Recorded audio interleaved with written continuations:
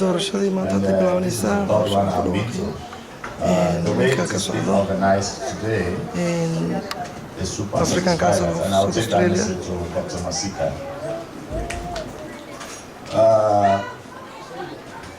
The counting was done, and I observed that. taariikhda maanta oo 26 bishii 11 taariikh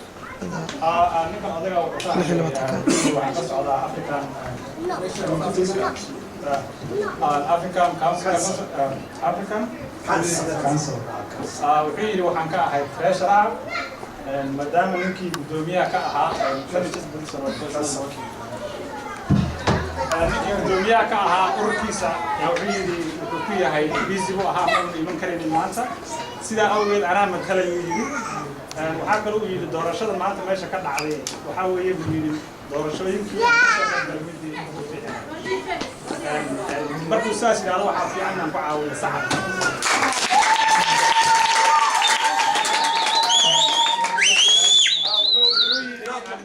doorashada maanta markhaatiga ka ahaa buu yidhi waxay ka tahay ama ay tahay buu yidhi doorashadii ugu fiicneed ay ka qayb galo marka And the council was done, and I have the result in my hand, which I observed very keenly. And I hope whosoever do not win this election will support whosoever wins. They just informed me that they have the council, according to the constitution, the 5 top winners will meet and decide whosoever want to win. And I think I'm satisfied with that. wuxuu yidhi doorashada meesha ka dhacday wuxuu yidhi waan markhaati baan ka ahaa jawaabteediina waan hayaa waxaa kaluu yidhi dadka 5 hore ee ku tartamaysa meesha maaragtay kii aan ku guulaysanin oo aan jagada kore gelin waxaan ka rajaynayaa buu yidhi inuu kii ku guulaystay maaragtay moral ahaan ku gacan siin doono markaas The problem we have in Africa is people don't want defeat. Problem Africa hadaan nahay dhibaatada aan qabnaa waxa weeye dadku in laga raayo ama ay guuldara raacdo ma jecla ma rabaan. People always want to win. waxay rabaan hada jeer inay guulaystaan taa wuxuu ka hadlayaa uu ka tixraacayaa matala markii doorasho la galo cidii laga guulaysto guuldarada ma qaadatay yani. If it is not your time for you to win and you want to win, by all means, it's a problem. haddii waqtigii aad guulaysan lahaydba aan la jooginba adigana uu ku galay un damaaca inaad guulaysato taas waa dhibaato. And tonight there are winners, but among the winners you have the top person on the list. caawana ama maantana waxaa weeye meeshan qof baa guul wata dadkaas guusha raacdayna qof baa u koreeya. I will just call the first names, you know, because some of the last names are maybe difficult for me to call. waxaana wacayaa u yeerayaa buu yidhi magacyada kor maray waxaa laga yaabaa buu yidhi magacyada hoose inaan u yeero inay iyara dhibto. Can you explain that when you say like it's difficult for you to call? Well, pronunciation of the name or? The pronunciation of the name, yeah, that's correct.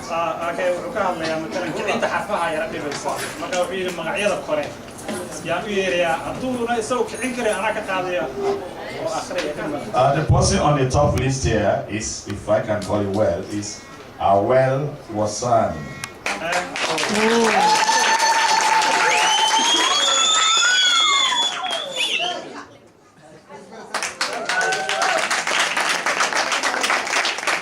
He scored 87 votes. And I will go ahead and get into the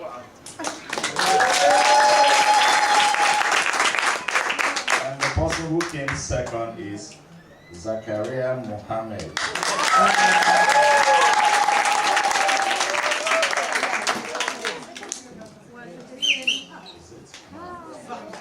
والله سكرين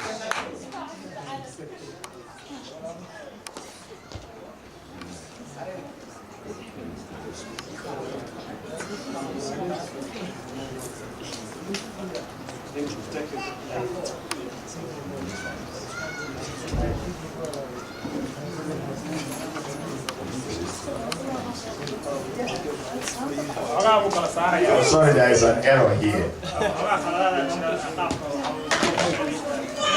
ogolaataa dhici karta sida ku sheegay bishan codkii labaad u sheegay marka waxaa saxaya reer raalli ah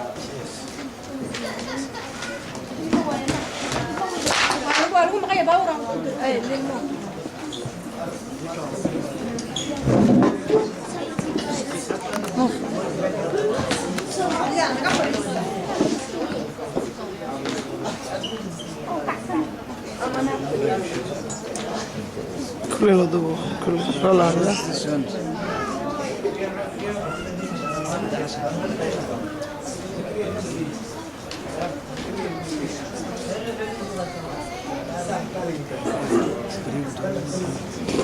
Okay, I think everything is correct here. It's no mistake.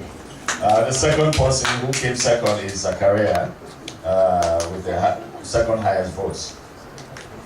And the third is Siat.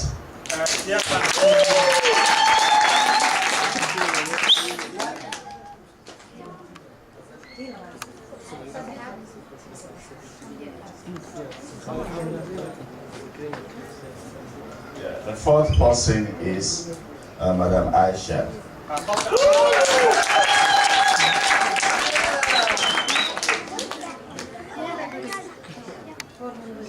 And the fifth person is Deka Mohammed.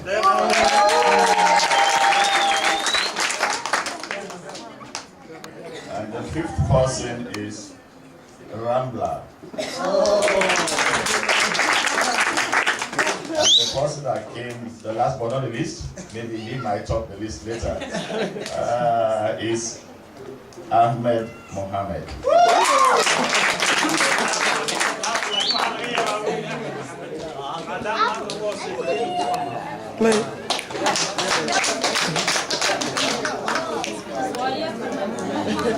So, according to the condition, these 5 people that I've named earlier, I think they have to meet and decide whosoever they want to lead.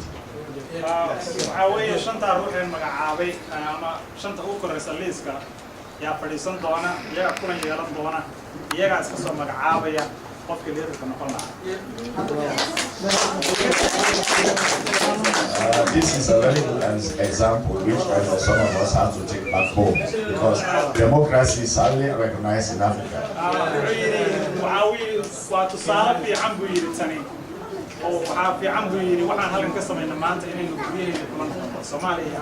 I can remember the last elections in Liberia, they have 27 candidates for a population of 4 million. And وعاد عدوي دورشة قدام بيصير ليبيريا لقى قبتين إن تطبيقية الله إذا 27 أو 27 تطبيقية الله بعد تم مشرح تطبيقية الله بعد تم قبة من بين هذا الشرح ليبيريا دورشة قدام بيصير. There was a winner, but those who lose say the elections were fraud.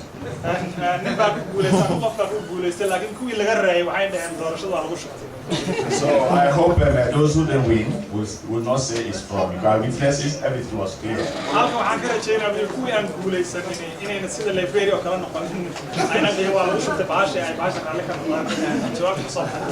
This is a very good example, not only for you elders, but the younger ones that come in.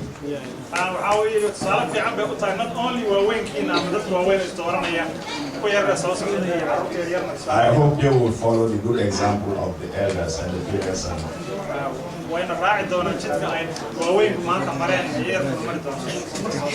So as I said earlier, I will take a message to Dr. Masika to tell him that everything went well, fair.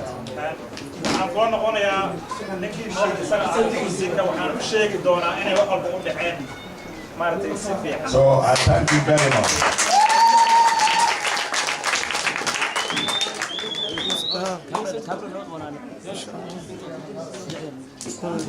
شوف لي يلا